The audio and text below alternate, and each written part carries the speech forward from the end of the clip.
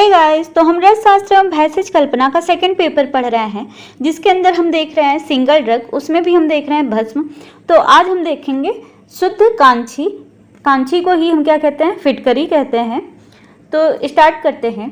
तो जो फिटकरी है, हमारी कांची है, इसको किस वर्ग में रखा गया है? तो उपरस वर्ग में रखा गया है। संस्कृत में इसको स्फटिका कहते हैं, हिंदी में इसको फिटकरी कहते हैं, इंग्लिश में इसको पोटास एलम कहते हैं। इसकी स्पेसिफिक ग्रेविटी जो होती है 2.6 होती है। इसके सूत्र की बात करें तो इसका सूत्र क्या होता है? K2SO4 Al2SO का होल थ्राइस 24H2O।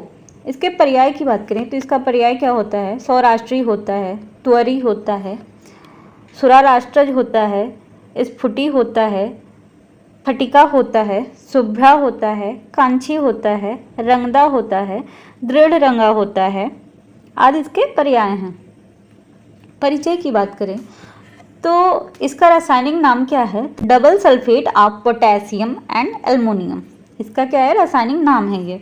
इसका स्वाद कैसा होता है? तो इसका स्वाद कसैला होता है, इसीलिए इसको क्या कहते हैं? तुअरी कहते हैं। लौहवाद अशुद्धियों के कारण सौराष्ट्री और फुल्लिका में कभी कभी लाल, काला या फिर नीला वर्ण दिखाई देता है।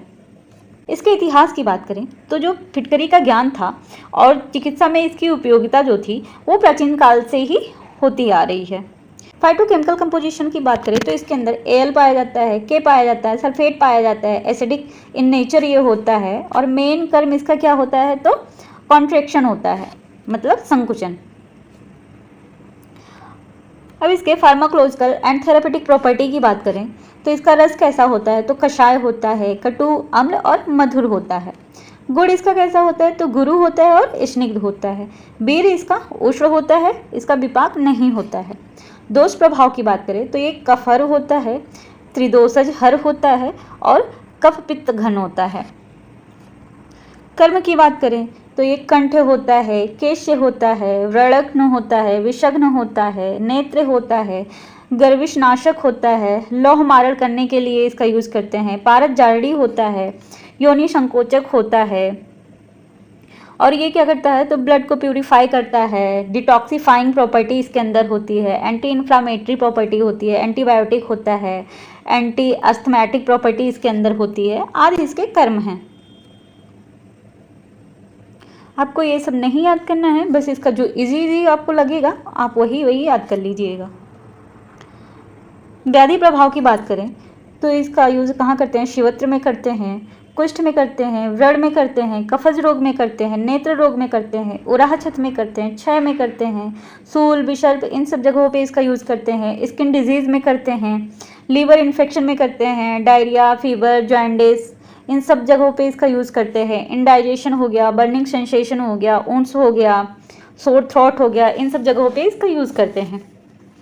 आपको ध्यान देना है कि इसके अंदर जो इतना कर्म लिखा है और व्याधि प्रभाव है, आपको ये पूरा नहीं याद करना है, आपको कॉमन चुनना है। जैसे नेत्र हो गया, विषघ्न हो गया, व्रणघ्न हो गया, ये सारी चीज़ें आपको कॉमन देखनी है और जितने इसके अंदर मेन है जो आपको सारी भस्म के अंदर मिल जा रही है, तो आपको क्या करना है? वही एक जगह पे लिख लेना है और वही कोई भी भस्म पूछे तो आप वही कर्म और व्याधि प्रभाव सब जगह पे डाल सकते हैं। इसकी मात्रा की बात करें तो इसकी मात्रा 2 से 4 रत्ती होती है, मतलब कि 250 mg से 500 mg। और इसका यूज कैसे करेंगे? तो अभ्यंतर प्रयोग के लिए होता है। अनुपान की बात करें तो खस, दूर्वा, जल, मिश्री, मधु, ये सब इसके अनुपान है, मतलब जितनी भी ठंडी चीज़ें होती हैं ये इसके अनुपान होते हैं। सेवन काल की बात करें तो दिन में 2 बार लेना है, अधोभक्त लेना है या फिर प्राक भक्त लेना है, आफ्टर मील या फिर बिफोर मील। काल मर्यादा की बात करें तो 1 से 2 मंथ हमें इसका यूज़ करना है। और कैसे करना है? तो रोग व रोगी के बलाबल के अनुसार और जब तक रोग का नाश नहीं हो जाता है तब तक हमें भस्म का यूज़ करना है। लेकिन स्किन डिजीज़, अस्थमा, इन सब में काल मर्यादा बढ़ जाती है। अब अवस्थानुसार यूजेज की बात करते हैं। तो एक बच्चे ने कमेंट करके पूछा भी है कि अवस्थानुसार यूजेज क्या होता है। तो अवस्थानुसार मतलब क्या हो गया, उसके अंदर आपका एज आ जाएगा, उसके अंदर आपका बल आ जाएगा, व्याधि का बल आ जाएगा, रोगी का बल आ जाएगा, ये सारी चीज़ें आ जाएंगी। जैसे वय हो गया, तो वय में क्या हुआ कि जो बालक होता है और जो स्त्री होती है और जो वृद्ध होते हैं उनके अंदर जो भस्म की मात्रा होती है या फिर कोई भी औषध हो गई तो उसकी मात्रा हमें क्या करना है, कम देनी है। और जो भी पुरुष होते हैं उनके अंदर हम ज़्यादा मात्रा दे सकते हैं, लेकिन इनको जो स्त्री, बच्चे और जो वृद्ध होते हैं उनको औषध की मात्रा हमें कम देनी है।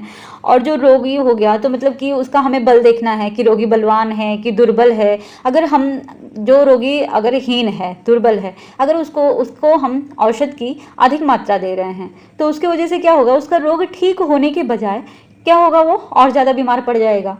तो ये सारी चीज़ें हम अवस्थानुसार यूजेज के अंदर देखते हैं। तो बात करते हैं कांची भस्म के अवस्थानुसार यूजेज की। तो कांची भस्म पर्सन टू पर्सन वेरी करता है, मतलब जो कांची भस्म है, स्फटिक भस्म है, उसका यूज़ जो होता है पर्सन टू पर्सन अगर हम दे रहे हैं तो वो वेरी करता है।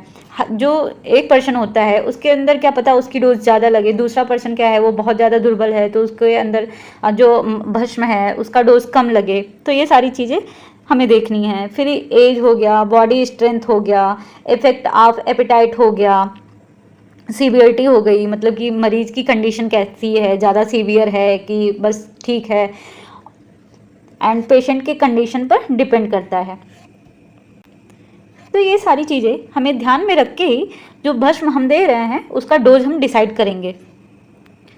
अब पथ्य अपथ्य की बात करें तो अधिक मात्रा में हमें लवण, अम्ल, बिदाही, अन्नपान हो गया, इन सब का सेवन नहीं करना है। ये सब क्या है, अपथ्य हैं। पथ्य की बात करें तो रोगानुसार आहार विहार का सेवन करना है। हरी पत्तेदार सब्जियां हो गई, पालक, मेथी, लौकी, इन सब का सेवन करना है। ये सब क्या है, पथ्य हैं। साइड इफेक्ट की बात करें तो इसकी वजह से क्या होता है, स्किन इरिटेशन होने लगती है, स्किन के ऊपर रेडनेस आ जाती है।